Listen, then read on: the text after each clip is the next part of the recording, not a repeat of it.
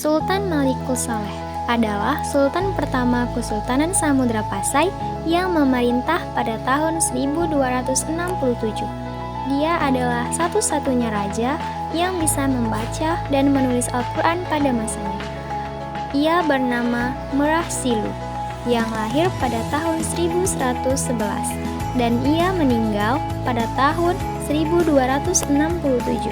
Dan setelah naik tahta, ia diberi gelar Malikus Saleh. Malikus Saleh berasal dari bahasa Arab, yaitu Al-Malik dan As-Salih. Al-Malik yang berarti raja dan As-Salih berarti salih. Malikus Saleh berarti raja yang salih.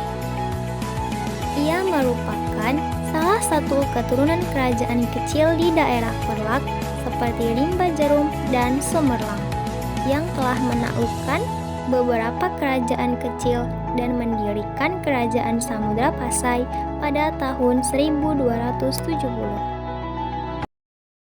Museum Samudra Pasai terbuka untuk umum dan dapat dikunjungi oleh wisatawan yang tertarik kepada sejarah Aceh.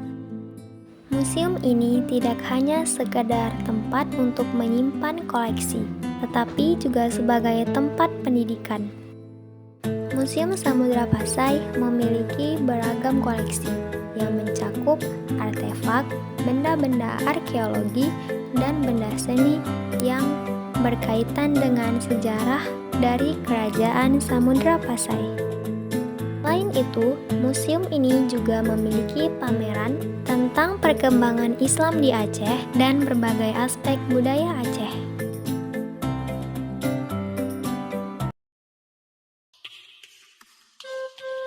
Monumen Samudra Pasai adalah sebuah struktur yang bersejarah penting yang terletak di Kabupaten Aceh Utara, Indonesia.